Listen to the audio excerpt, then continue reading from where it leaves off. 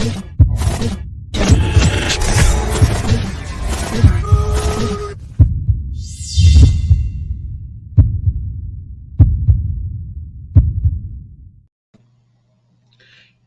African blockchain expedition. That's what we're going to talk about, and we'll try to ask what can blockchain do in this kind of pandemic.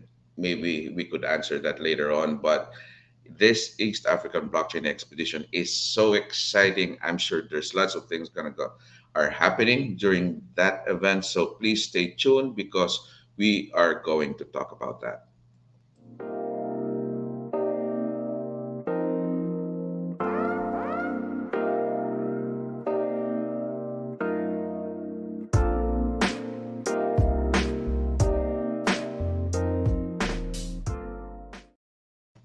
Yeah, by the way, I'm Doc Vince. I'm a blockchain advocate and a health professional, doctor by profession. And on this episode, we will talk about blockchain. Yesterday was cryptocurrency, today is about blockchain, and tomorrow we'll talk more about health. Tomorrow or on the weekend, because I haven't been going live for the past 2 weeks. Should I say, we went to YouTube jail, but we'll still press on and tell the good news. So anyway, talking about the East African blockchain expedition, here with me is the organizer, and he could tell you more about that. So please help me welcome our guest for today, Mr. Adedayo Adebajo. Thank you very much for that wonderful introduction, Dr. Vince. Um, yeah, like you said, my name is Adedayo Adebajo, and I'm the organizer for the East Africa Blockchain Expedition. Now, Adedayo, oh, can you give us like a short background on what you do and how you started with blockchain? Okay. Yeah, I got into the blockchain space about 5 years ago, usually as a blockchain cryptocurrency trader. Then I started working for Poloniex, that's the US-based cryptocurrency exchange, as the Trobox, what's it called, moderator. Then from there to the support help desk. Then about 4 years ago, I joined the blockchain software company based in Switzerland, Jelurida. The So I started working with them as a support help desk as well. Then eventually we started the African extension about 3 years back, and ever since then we've been making some moves, Mhm. setting up the Africa Blockchain Institute in Kigali, Rwanda, starting the Africa Blockchain Developers Call during the pandemic, then still making a lot of moves, expanding to various parts of Africa, East Africa specifically. Right. Now, for our viewers who really don't understand what blockchain is, for a newbie, maybe you could give us, you know, a brief description of what blockchain is rather, and especially like, I have no background in blockchain, so I'm going to ask you, what is blockchain? What is that? Yeah. Okay. Right now, we are in the digital age, the fourth industrial revolution specifically. And of course, we have a lot of people who want to digitize their entire solution. But then we look at the already existing technology, making use of the website, the internet, and all sorts.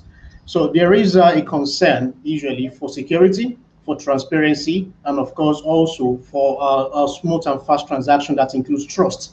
Because when you go online today, it's very difficult for you to know who exactly to trust. And how can you easily verify a couple of information in an instance without having to depend on a third party? And of course, the issue of immutability of data. So all this, when you combine them together into the modern day means of doing businesses in a way that will be streamlined and will be also be able to have people to trust when doing business. So you think of blockchain technology, which basically is a ledger on its own and a platform that supports immutability of data, transparency, trust, and of course, smooth and fast transactions as well. So blockchain technology basically is a solution that can be applied in various sectors of our industries, Mm. be it especially in the financial sector, where you'll be able to transact between a peer-to-peer transaction without having to rely on the banks. Also in the medical industry, in the supply chain sectors, anything that requires transparency, requires immutability of data, and also requires trust. Blockchain is a solution to be used in the digital age. That really gives a new perspective of what blockchain is. Because most people, when they hear blockchain, they hear Bitcoin, cryptocurrency. and that's it. That's where the level of understanding is. But there's really more into that. So you were talking about immutability, security, know where to trust where the transactions are, and you have been dealing with this for the past few years. You're spreading the, I call it, the gospel of blockchain for a good number of years in in Africa, and you've been inviting a lot of people with, especially with ABDC. What inspired you to do so? Okay. At first, when I started my journey in the blockchain ecosystem, it was basically about exchanges, trading, and all sorts. But then eventually, I tend to go deeper to learn what technology is all about. So I started making some research and started writing a couple of articles on applications.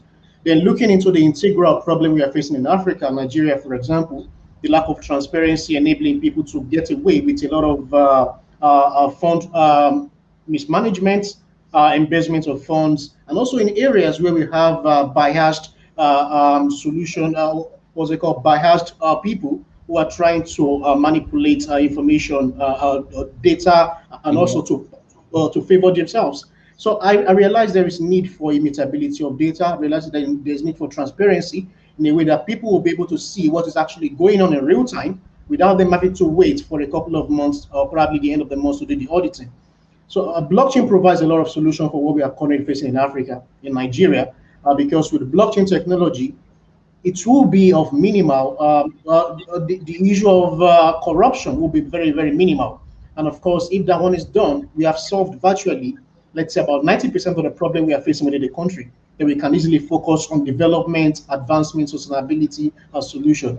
So this is basically what drove me to look into blockchain technology as a means of solving problems for Africa. Can you name at least three top industries that blockchain is really helping, or blockchain could address, like concrete industries? Help my mind wrap into the concept of blockchain. What are the three main industries that you see? You did mention about finance, and partly you talk about health and government, but in your opinion, what do you think? All right. The first industry, surprisingly, I won't say is finance. I would say is the industry that has to do with identity management. Because over the internet today, how can you really verify somebody who they claim they are? Hmm. Okay, so but if you put the identity on the blockchain, there are several things that you'll be solving. The number one problem will be multiple voting by the same party, because with the identity already integrated into the voting infrastructure, you'll be able to make sure that nobody can vote twice in any election, so there will be no electoral malpractices. Then, of course, there will be you'll be able to know who exactly is making transactions. So, should in case any transaction goes wrongly, so you'll be able to know exactly who and who is doing all this. Then, of course, in the issue of criminal data records, so we'll be able to know who and who. So data management, especially the identity management, is a very, very huge solution on the blockchain. Then secondly, of course, I would say the financial sector, being the major dream for Satoshi Nakamoto, and of course, it's still the same thing that we're trying to make sure it comes to reality, comes to fruition. Then aside from that, I'll look into the real estate sector as well. Real estate sector in this part of Africa, it's very, very easy for people to, for let's say the real estate appraisers or the real estate valuers to sell the same property for about 100 people at the same time, simply Hmm. because there is no transparency in the sector. Wait, Exactly. wait, wait, So wait, wait, wait. Same property being sold for 100 times. Am I correct? 100, Really? exactly. There has been a situation here in Lagos where about 70 people found themselves on the same property, which they have paid already to the valuer, to the surveyor, who claim that this is how they do it. Whenever a property is currently under renovation, so they'll bring a lot of interested people to come and look at the property. They will now Mhm. collect the money from them and then tell them that they actually give them separate keys, which are duplicates, for them to be able to have easy access to the property. But then eventually, when the property was now completed, they all Mhm. came down to move into the property, and then they found themselves, I bought this property, you also did. So there is no transparency in the sector. So, and of course, this can be solved by blockchain technology. So we have variety of other sectors like that, supply chain sectors, and Right. so on and so forth. And I think the election thing, identity is one of the top. you did mention that because during elections, you could see what multiple voting, Exactly. you know, and that is so sad. No, given this kind of concept that you have and you've been talking about this, any challenges that you encounter? Yes, I mean, usually, let's say sometimes when you sit down with the public sectors trying to convince the government to look into blockchain technology, they are pretty much aware of the numerous advantages, but then they are always, sadly, they are always looking for a way through it to favor themselves, saying, what we know is transparent. Is there any way we can minimize the transparency? Well, of course, we know it's very, very immutable, but is there any way we can maneuver some information? So it's limiting the extent to which blockchain technology can actually scale. So these are some huge limitations, the government specifically. What do you think could be a solution for that? Well, I guess Rome was not built in a day. So we just need to start with some solutions, then eventually we'll scale to the rest. Like for example, in Tanzania, when the president, the new president, asked the entire ministries and even the banks to look into blockchain technology. So it's very easy for the government to look into the solution if it comes from the top. But if we have to start from the bottom, try to climb the ladder all the way to the top, it becomes Mhm. difficult. So all we need to look for, probably to try to do, is to encourage most people who are blockchain enthusiasts, who are very experts in the blockchain sector, to actually go into politics. Because by the time they eventually get to the top, it will be very easy for them to make demands for solutions to be deployed in sectors. Right. Otherwise, have various political offices, politicians who are looking forward to filling their own pockets. How about the private sector? How are they? What's their attitude towards blockchain? Yeah, most of the private sectors are very open towards the idea, uh, especially in the finance sector and of course some other sectors, because people are looking forward to having several business models to be able to satisfy their customers more. People are looking forward to integrating crypto acceptance as forms of payments so that they can get a lot of crypto enthusiasts to patronize them. So the private sectors, I would say, generally, they are very much open to the idea of integrating the solution into their existing infrastructures. How about talking about mass adoption? Where do you see blockchain for the masses? Yes, the mass adoption here, I think it has to do with the fintech financial applications, because every single person receives money, every single person sends money. This is something we all have in common. And of Mhm. course, a lot of people let's say, the startups or the entrepreneurs also, they'll be looking into ways to maximize returns. So while we have a lot of people looking into the fintech space, there are also some other spaces that can be looked into as well. We talk about the real estate, talk about the supply chain, talk about the value traceability, let's say for the mining industry. So there are also a lot of other unknown treasures, hidden treasures in the blockchain space as an ecosystem that people can also look into. But as for the broader perspective of it, where people would know more about blockchain, is about cryptocurrency, is the fintech applications. Mm. Now let's go to your event. We've been talking about blockchain, your background. Main purpose of this is talking about your event. Share to us what's going on in East Africa in the next few weeks. Yeah, thank you very much. So the East Africa to me is quite very interesting right now, because even aside from what I mentioned earlier, the president of Tanzania, the United Republic of Tanzania, asking the ministers and the ministries, including the banks, to look into blockchain technology. There is also something going on in East Africa, which is very, very interesting. They are currently signing deals between countries to have a universal solution deployed in the ICT sector.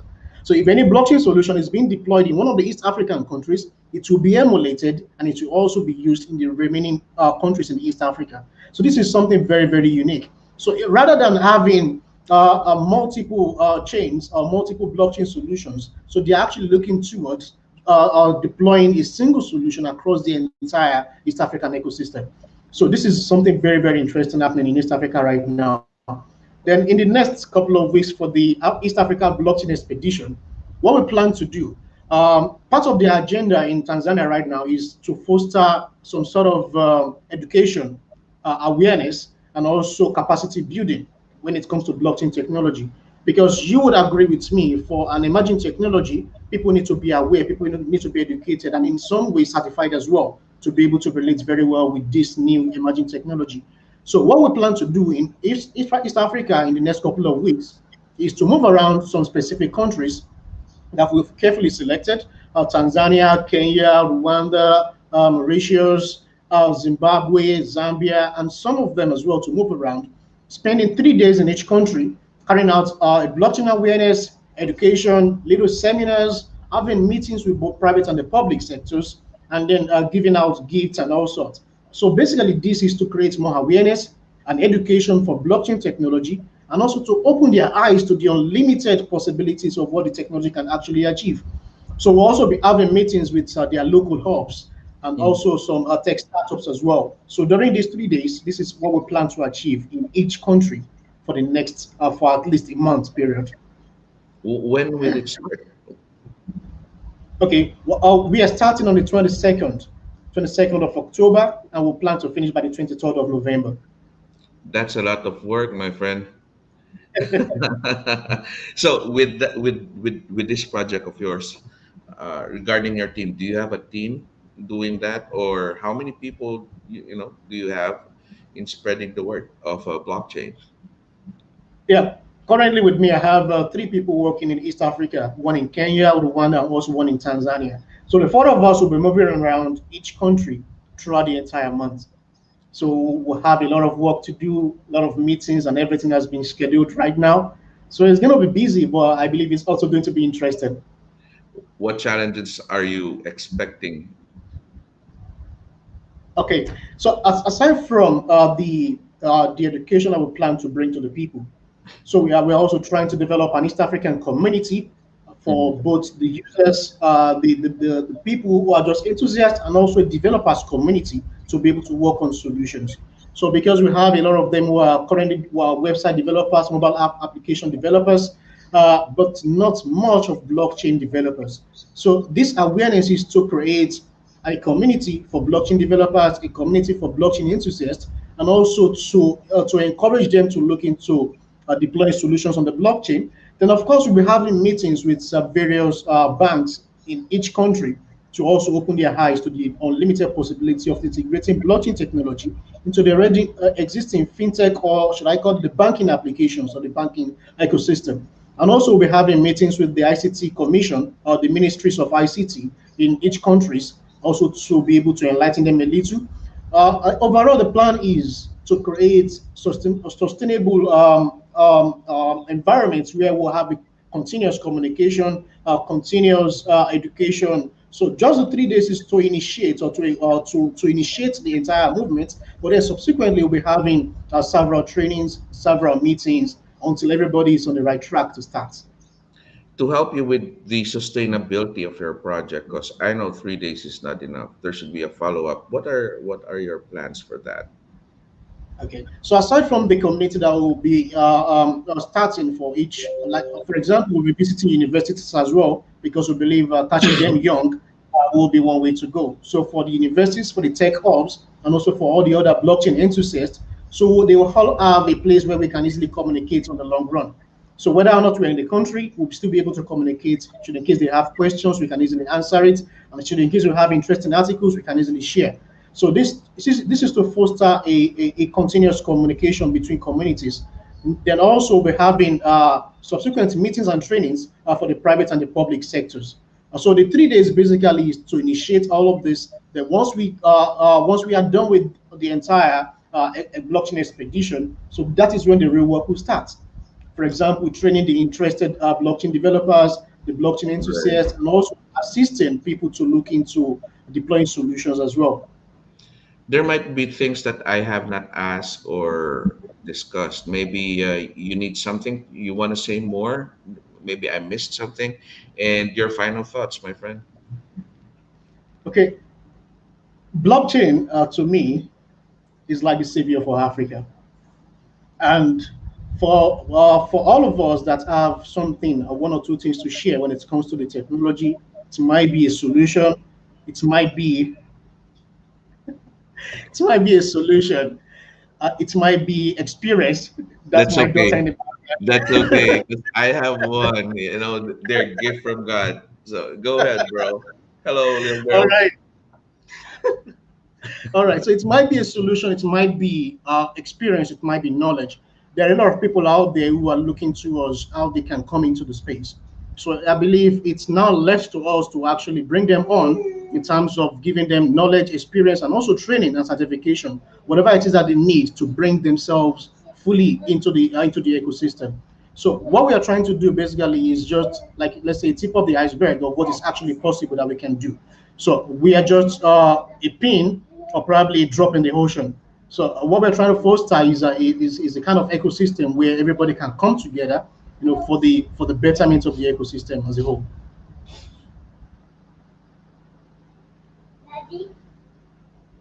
I was muted. Um, this question is kind of different, or I don't know how you would answer it. During the pandemic, and we have this kind of situation, where can you see blockchain be most helpful? Okay, interesting questions.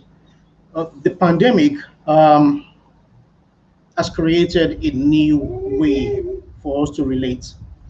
A new way for us to relate in the sense that we have to create a remote participation for every single organization to minimize our touch, to increase the social distancing. Digital technology without a blockchain is not enough. So every single digitization that we are looking towards without integrating the technology to create a secured platform, to create a transparent and immutable platform is not enough. So let's look, for example, into the one application that actually interests me when I went to Tanzania was the fact that how we can digitize the Ministry of Tourism, because the tourism sector is actually suffering a lot because people can't Mm, travel to visit a lot of tourist attractions. But then there is this possibility to digitize the entire ecosystem.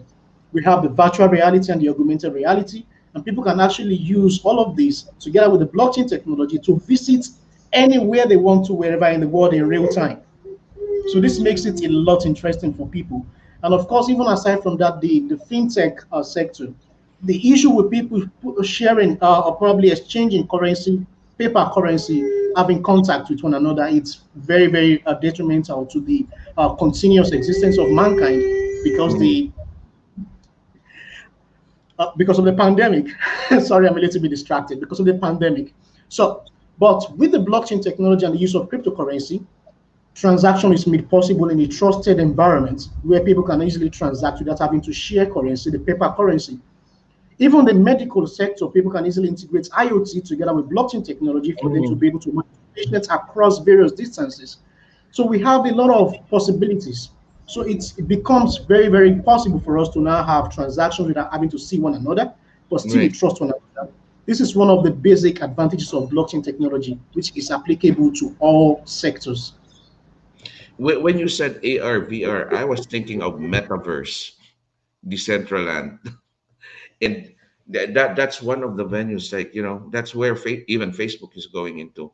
But that's another topic. That would be another conversation. Again, I would like to thank you for being here, and good luck on your event. How can they contact you if people want to reach out to you? Anything, social media, LinkedIn, your account before we go? Yes, yes. My Twitter account is probably. Should I share the link with you? Like Oh, it yes, to be please. easier to. Yeah. Please share Okay. the link, and then I'll add it on the description box. Okay. Okay, I'll just wait for that. Is it in the LinkedIn or here in the private chat? In the private chat. Okay, okay. I'll wait for that. And then during after this, I'll show it in the description box so that people can follow you. Again, thank you so much for being here. It's fun. And oh, there it is. Finally. It just came out. It just came out. So I have to copy it and put it on the banner so people can see it. How old is your daughter? Oh, she's three. Oh, I'm the youngest. Now the oldest. Now the youngest is just barely 1 year old. And how do kids there right now? how do they face the situation of pandemic? Do they go to school face to face, or Yeah, what? yeah, they've started going to school. I mean, the schools were reopened after a while, just a couple of months back. But Hmm. then they actually need to go through the using the face mask, and also just to prevent themselves from contacting the COVID-19.